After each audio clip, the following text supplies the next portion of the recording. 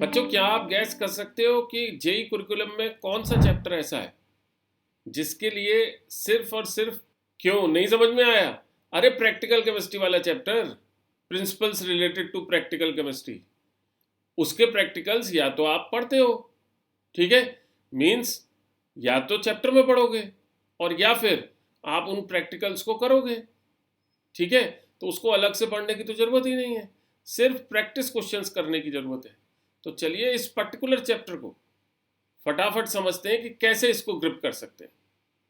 तो ग्रिप करने के लिए सबसे पहले तो ये समझना ही पड़ेगा कि इंपॉर्टेंट सब टॉपिक्स इसके कौन से हैं। और इस पर्टिकुलर चैप्टर के सभी टॉपिक्स, ध्यान रखिए, इंपॉर्टेंट की कैटेगरी में आते हैं। 4 मेजर कैटेगरीज में आप प्रैक्टिकल्स को डिफरेंशिएट कर सकते हैं। पहला, ऑर्गेनिक केमिस्ट्री से related practicals, means practicals related to organic chemistry, ठीक है। उसके अंदर क्या आ गया?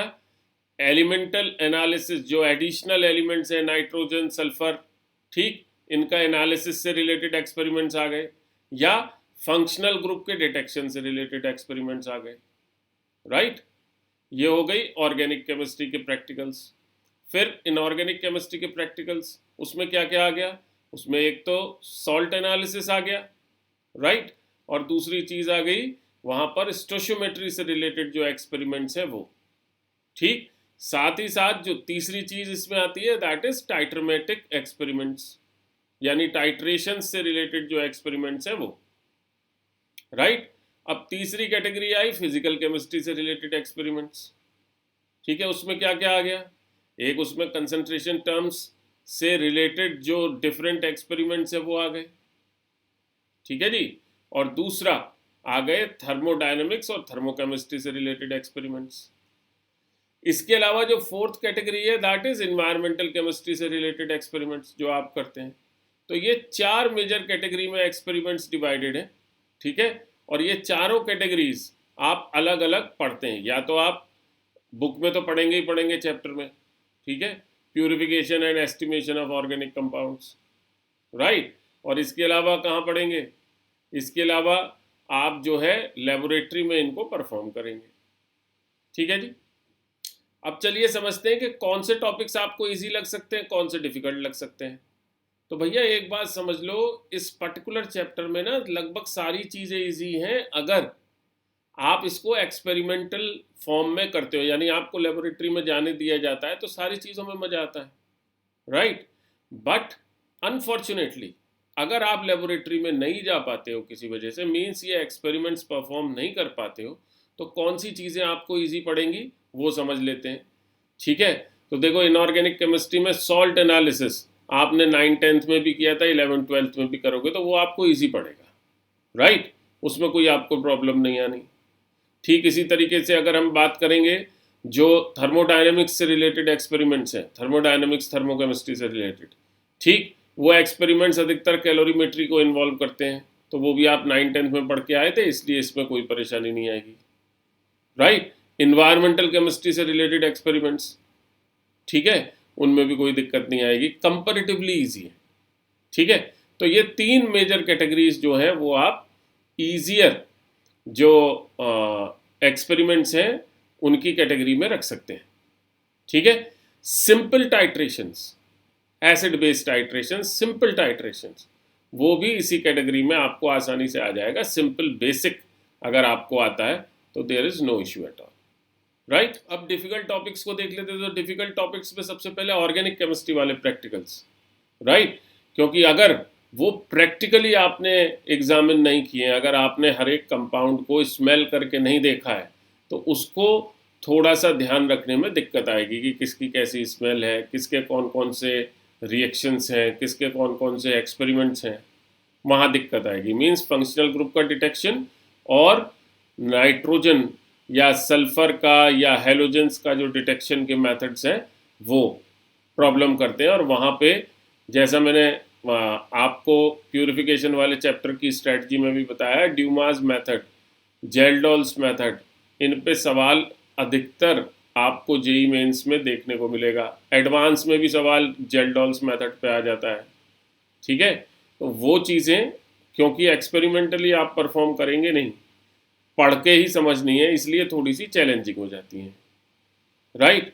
फिर दूसरी कैटेगरी आ गई डिफिकल्ट टॉपिक्स में, जब आप कॉम्प्लिकेटेड टाइट्रेशंस करते हो, ठीक है। इसके अलावा कंसंट्रेशन टर्म्स से रिलेटेड जो एक्सपेरिमेंट्स करते हो वो डिफिकल्ट की कैटेगरी में आ गए, ठीक है।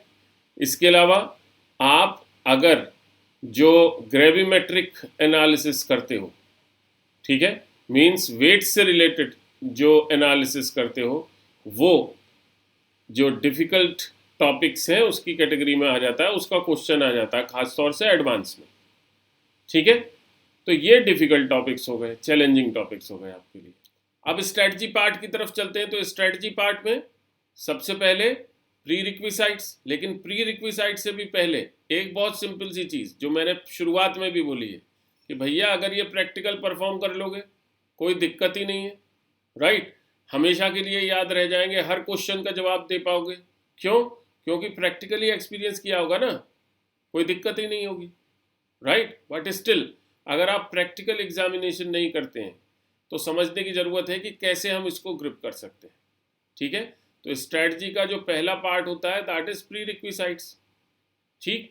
अब प्री रिक्विसाइट्स में एक बहुत सिंपल सी बात हो गई, ऑर्गेनिक केमिस्ट्री की अगर आप बात कर रहे हैं तो ऑर्गेनिक केमिस्ट्री की 10th क्लास की नॉलेज आपको होनी चाहिए, कार्बन एंड इट्स कंपाउंड्स, ठीक है। उसमें फंक्शनल ग्रुप के बारे में दिया हुआ है, होमोलोगस सीरीज के बारे में दिया हुआ है, कम से कम ये तो पता हो ना कौन कौन से फंक्शनल ग्रुप होते हैं, राइट। ठीक इसी तरीके से अगर हम स्टोशियोमेट्री से रिलेटेड एक्सपेरिमेंट्स की बात कर रहे हैं तो स्टोशियोमेट्री क्या होता है ये तो पता होना चाहिए, मोल कंसेप्ट क्या होता है, हम किस तरीके से चीज़ों को यूज़ करते हैं स्टोशियोमेट्री में वो आइडिया होना चाहिए।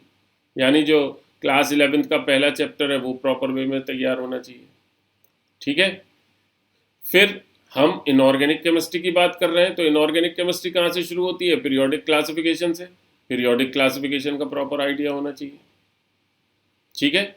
फिजिकल केमिस्ट्री की बेसिक्स की बात करते हैं तो स्टोशियोमेट्री के अलावा कंसंट्रेशन टर्म्स की अगर हम बात कर रहे हैं तो वो भी फर्स्ट चैप्टर से ही आपको निकल करके आएंगे, ठीक। मींस जो कंसंट्रेशन टर्म्स हैं इनकी कम से कम डेफिनेशंस तो आपको पता होनी चाहिए, मोलैरिटी क्या होती है, मोलैरिटी क्या होती है एंड सो ऑन, ठीक है। इसी तरीके से थर्मोडायनेमिक्स के अगर हम एक्सपेरिमेंट कर रहे हैं तो थर्मोडायनेमिक्स का आइडिया तो होना चाहिए। थर्मोडायनेमिक्स, थर्मोकेमिस्ट्री, एटलीस्ट इंथैल्पी होती क्या है, डेफिनेशंस तो हमें पता होनी चाहिए, ठीक है, तभी हम क्वेश्चंस के जवाब दे पाएंगे। देन द नेक्स्ट, अगर इतनी सारी चीज़ों की बात करें तो इन्वायरमेंटल केमिस्ट्री से रिलेटेड जो एक्सपेरिमेंट्स हैं उनमें भी हमें बेसिक टर्मिनोलॉजी का तो आइडिया होना ही चाहिए, ठीक है। सिमिलरली अगर हम बात करते हैं टाइट्रेशंस की तो टाइट्रेशंस में हम किस तरह से कंसंट्रेशन टर्म्स यूज़ कर रहे हैं, किस तरह से एसिड बेस्ड टाइट्रेशंस की बात हो रही है, क्या रिएक्शंस हो रही हैं, इनका हमें एटलीस्ट आइडिया होना चाहिए, तब हम उस प्रैक्टिकल से रिलेटेड जवाब दे पाएंगे, right. Atoms, molecules, states of matter, इनके बेसिक आइडियाज़ होने चाहिए, मैटर की स्टेट्स के बेसिक आइडियाज़ होने चाहिए, तब हम इस चैप्टर को बहुत अच्छे से ग्रिप कर पाएंगे, ठीक है जी। अब स्ट्रैटेजी का दूसरा पार्ट यानी एनालिसिस की बात करते हैं। लास्ट 3 इयर्स का अगर हम पेपर का एनालिसिस करते हैं तो रीसेंट ईयर मींस 2023 में इस पर्टिकुलर चैप्टर से दोनों ही सेक्शंस में 0 to 1 क्वेश्चन विजिबल था, यानी दोनों ही सेक्शंस में से किसी एक सेक्शन में क्वेश्चन कुछ पेपर्स में दिखाई दिया, कुछ पेपर में एक भी क्वेश्चन नहीं दिखाई दिया। जो ओवरऑल वेटेज थी वो 4 मार्क्स की थी। Similar situation year 2021 means last to last year थी, ठीक है। तो जो प्रेजेंट ईयर है और लास्ट टू लास्ट ईयर है इसमें जो वेटेज थी वो सेम थी, बट जो लास्ट ईयर था दैट वाज ईयर 2022 उसमें जो क्वेश्चंस का नंबर था वो वेरिएबल था। इससे सेक्शन 1 में 1 to 2 क्वेश्चन वाज विजिबल, यानी सेक्शन 1 में एक क्वेश्चन कम से कम विजिबल था ही, राइट। और सेक्शन 2 में 0 to 1 क्वेश्चन विजिबल था। ओवरऑल वेटेज 4 to 8 मार्क्स की थी, ठीक है। अगर क्यूमुलेटिव वे में देखें तो लास्ट 3 इयर्स में इस पर्टिकुलर चैप्टर से 41 कंसेप्चुअल और 26 न्यूमेरिकल क्वेश्चंस पूछे गए। मींस बैलेंस सा चैप्टर है, ऐसा नहीं है कि बहुत सारे न्यूमेरिकल्स पूछे गए हों या बहुत सारे कंसेप्चुअल क्वेश्चंस पूछे गए हों, बैलेंस्ड वे में दोनों तरह के क्वेश्चंस, क्योंकि इन पे बन सकते हैं एक्सपेरिमेंट्स पे, उसी हिसाब से पूछे भी गए। ठीक है, अब स्ट्रेटजी के तीसरे पार्ट की बात करते हैं। मीन्स मैं कितने घंटों में पढ़ाऊंगा, तो भाई मेरे को तो अलग से पढ़ाने की ज़रूरत नहीं है, मैं तो जिस जिस चैप्टर के साथ जो प्रैक्टिकल कवर अप करना है वो करता चला जाऊंगा।